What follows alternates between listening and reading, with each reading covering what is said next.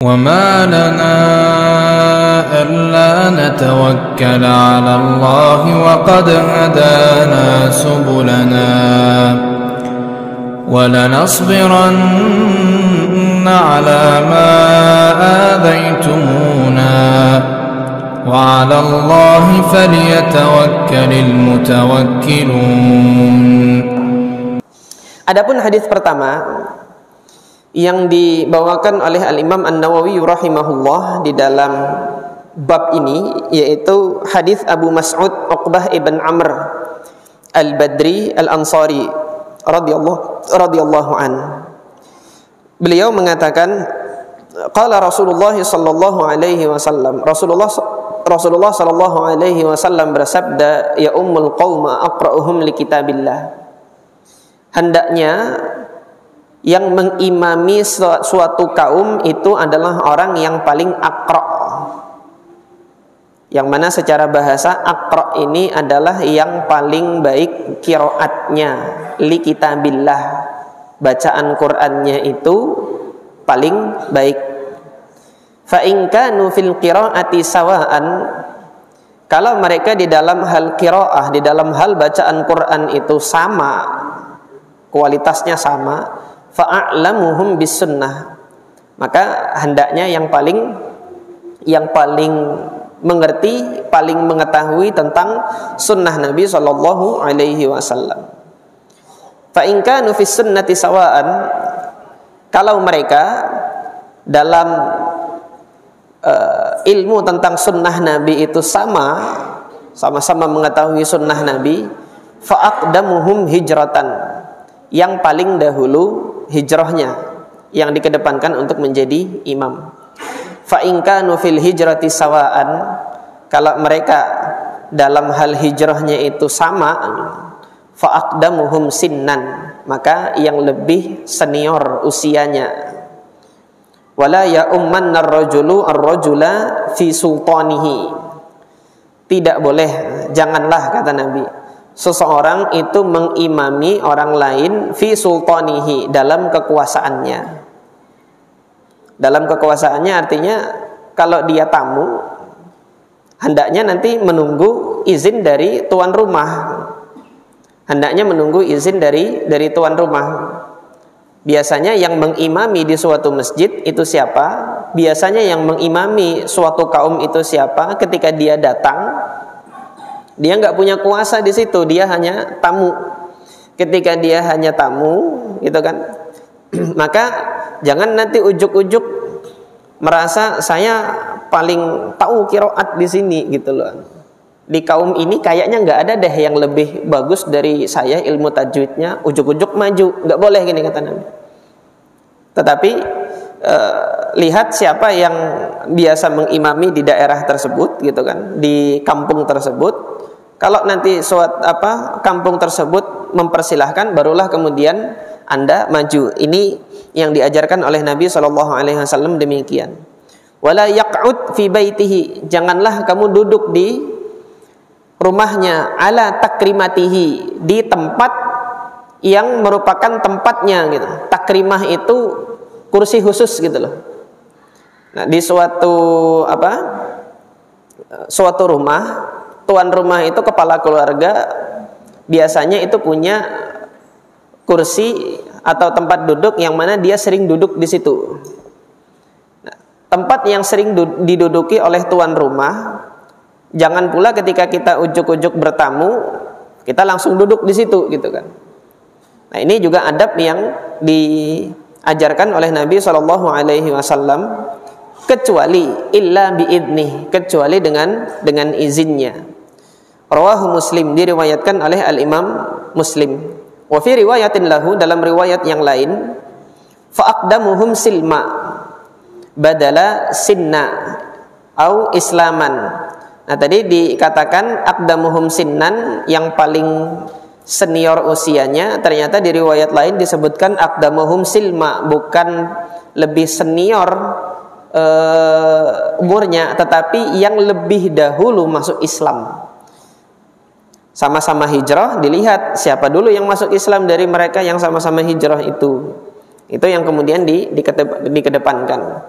Wa fi riwayatin, dalam riwayat yang lain, ya ummul qauma aqra'uhum li kitabillah wa aqdamuhum qira'atan fa in kanat qira'atuhum sawa'an fa ya ummahum aqdamuhum hijratan fa in kanu fil hijrati sawa'an fal ya ummahum akbaruhum sinna. Dalam riwayat yang lain disebutkan yang mengimami adalah yang paling aqra', yang paling baik qiraatnya terhadap kitabullah, kemudian yang paling dahulu hijrahnya, ini dilewatkan sunnahnya gitu kan, dia paling dahulu hijrahnya. Fa in kanu fil hijrati sawa, kalau dalam hal hijrah mereka sama, maka hendaklah nanti yang mengimami mereka adalah yang paling senior usianya, yang paling tua di antara mereka. Jemaah yang dirahmati oleh Allah Subhanahu wa taala, insyaallah kita akan mempelajari satu persatu kandungan dari hadis ini. Yang pertama, kita ingin mengenal terlebih dahulu Abu Mas'ud Uqbah ibn Amr al-Badri al-Ansari radhiyallahu an. Di sini Al-Imam An-Nawawi rahimahullah menegaskan bahwasanya Uqbah ibn Amr ini adalah al-Badri, artinya ikut serta dalam pertempuran Badr. Para ulama rijal berbeda pendapat berkenaan dengan Uqbah bin Amr ini, apakah ikut dalam pertempuran Badr atau tidak ikut di dalam pertempuran Badr. Akan tetapi memang dia berada di Badr pada saat itu. Sebelum peristiwa dia berada di Badr, hanya mengambil air saja gitu, tetapi tidak ikut di dalam pertempuran. Nah, di sini ada perbedaan pendapat di tengah-tengah para ulama rijal. Yang dinyatakan oleh Al-Imam Az-Zahabi rahimahullah di dalam Syiar A'lam An-Nubala'nya, beliau lebih cenderung kepada pendapat bahwasanya Abu Mas'ud ini bukan Badriyun. Artinya beliau tidak ikut serta dalam pertempuran Badr. Namun Al-Imam Al-Bukhari rahimahullah di dalam sahihnya beristidlal dengan riwayat-riwayat yang ada, dan beliau sahihkan riwayat tersebut tentang keutamaan Uqbah ibn Amr ini, karena beliau di kalangan Ansor, dan di antara keutamaan Abu Mas'ud Uqbah ibn Amr al-Ansari ini, beliau ikut serta di dalam pertempuran Badr. Ini yang ditegaskan oleh Al-Imam Al-Bukhari rahimahullah bahwasanya Uqbah ibn Amr ini adalah Badriyun. Pendapat inilah yang kemudian Al-Imam An-Nawawi di dalam Riyadhus Shalihin ini mengambilnya.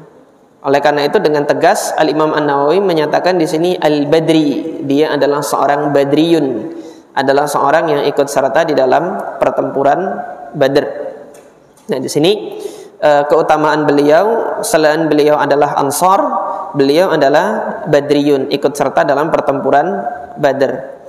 Kemudian keutamaan yang selain itu, Abu Mas'ud ini tergolong di antara para ulama sahabat, artinya ulamanya sahabat.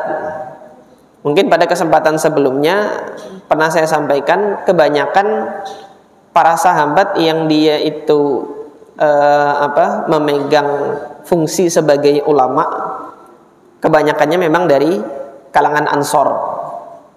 Kebanyakan dia dari kalangan Ansor. Adapun nanti yang memegang perkara-perkara umat, dia dari kalangan Muhajirin, yang lebih senior dari mereka di kalangan Muhajirin. Adapun nanti orang-orang Ansor, seringkali Rasulullah SAW mempercayakan kepada mereka untuk mengajarkan kaum. Mu'adz bin Jabal, itu Nabi SAW percayakan untuk mengajar ahli Yaman. Kemudian Nabi SAW pernah menyebut bahwasanya Zaid afrodu ummati, yang paling mengetahui tentang ilmu waris, ilmu faraid, itu adalah Zaid bin Thabit. Kemudian untuk ilmu qiraat, Nabi SAW menyebutkan Ubay bin Ka'ab, aqra'uhum, ini yang paling aqra', paling mengerti tentang qiraat, tata cara membaca Al-Quran itu adalah sahabatku, yakni Ubay ibn Ka'ab, dan itu dari Ansor. Itu dari Ansor. Ini diantara keutamaan orang-orang Ansor radhiyallahu anhu. Semoga Allah Subhanahu wa taala meridai beliau ini Abu Mas'ud Uqbah ibn Amr al-Badri al-Ansari. Nah, dari dua pendapat ini, apakah beliau Badriyun atau tidak Badriyun, saya lebih cenderung kepada pendapat bahwasanya beliau adalah seorang Badriyun. Itu Al-Imam Al-Bukhari rahimahullah yang telah beristidlal, menjazmkan, menegaskan bahwasanya Uqbah ibn Amr ini adalah seorang Badriyun.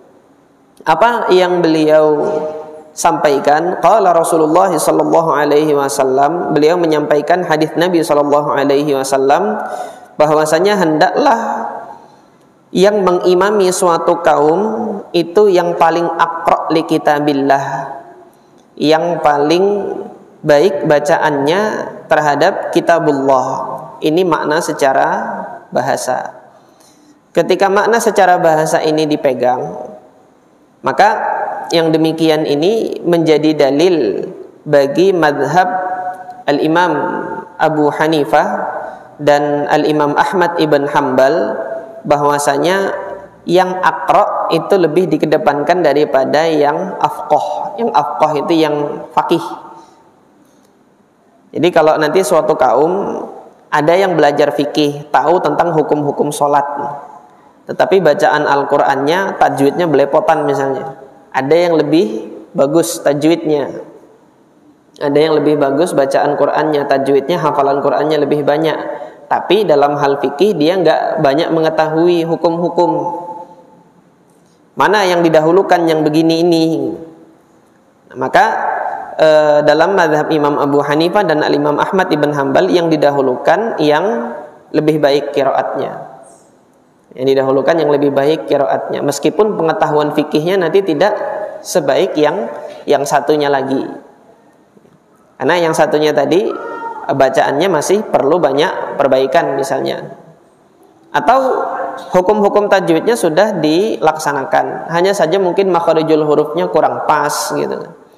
Atau yang satu dia karena aqra dia lebih mengetahui tentang wujuh qiraat, wajah-wajah qiraat dalam satu riwayat dan berbagai riwayat, yang satu hanya memiliki satu riwayat saja misalnya. Nah, ini dalam mazhab Imam Abu Hanifah dan Al-Imam Ahmad ibn Hanbal yang didahulukan tadi adalah yang paling baik qiraatnya daripada yang lebih faqih itu tadi. Ini dalil mereka, karena Nabi SAW perintahkan yang paling aqra dulu, baru setelah yang paling aqra. Kalau mereka sama dalam hal qiraatnya, maka yang paling memahami sunnah, yang paling banyak dia menguasai sunnah Nabi SAW. Ini madhab yang pertama. Madhab yang kedua, madhab Al-Imam Malik dan Al-Imam Syafi'i kebalikannya. Madhab Imam Malik dan Imam Syafi'i lebih mendahulukan yang paling paham hukum-hukum Islam, hukum-hukum fikih, terutama hukum-hukum sholat. Nanti ada seorang imam yang sudah mempelajari tata cara bacaan Al-Quran yang bagus, hafalan Qurannya banyak, tetapi fikih sholat belum belajar. Ada yang sudah belajar fikih sholat, tahu kalau sholat itu begini, kalau jadi imam begini, kalau nanti dia lupa bagaimana apa yang dilakukan. Tetapi untuk bacaan qiraatnya tidak sebaik yang pertama misalnya. Nah, dalam mazhab Imam Malik dan Imam Syafi'i yang lebih dikedepankan adalah yang lebih mengetahui hukum-hukum sholat itu tadi. Meskipun kualitas bacaannya tadi masih di bawah yang baik ini tadi. Nah, apa dalilnya Imam Malik dan Al-Imam Syafi'i? Dalilnya Imam Malik dan Imam Syafi'i adalah dikedepankannya Sayyidina Abu Bakar terhadap Ubay bin Ka'ab. Nabi SAW dalam hadis yang disahihkan oleh Al-Imam At-Tirmidzi di dalam sunannya pernah menyampaikan a'lamu ummati bihalali wal haram Mu'adz bin Jabal adalah umatku yang paling paham tentang halal dan haram, itu masalah fikih ya. Kemudian wa aqra'uhum, dan yang paling aqra', paling pandai bacaannya, paling baik bacaannya Ubay. Nabi menyampaikan Ubay.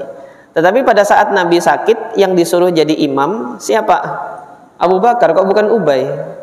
Padahal Ubay Aqra. Di antara para sahabat yang paling baik qiraatnya adalah Ubay bin Ka'ab. Nah, Rasulullah malah mendahulukan Abu Bakar karena Abu Bakar dari sekian sahabat yang lain, ilmunya itu dari Nabi SAW dari awal sampai akhir. Yang paling awal masuk Islam, dari awal masa perjuangan Nabi sampai kemudian akhir masa perjuangan Nabi. Tentunya fikihnya Abu Bakar itu melebihi fikihnya Ubay bin Ka'ab. Karena dari awal mengerti ini ayat turun ini, Abu Bakar sudah bersama dengan Nabi Muhammad SAW. Turun ayat ini Abu Bakar sudah bersama dengan Nabi SAW. Sementara yang kalangan Ansor tidak ikut menyaksikan ayat-ayat yang turun pada periode Mekah. Tetapi mereka mengetahui ayat-ayat yang turun pada periode Mekah itu melalui perantara para sahabat yang sudah lebih dahulu masuk Islam. Nah, Nabi SAW mengedepankan siapa? Abu Bakar. Ini dalilnya siapa? Dalilnya madhab Al-Imam Malik dan Al-Imam Asy-Syafi'i.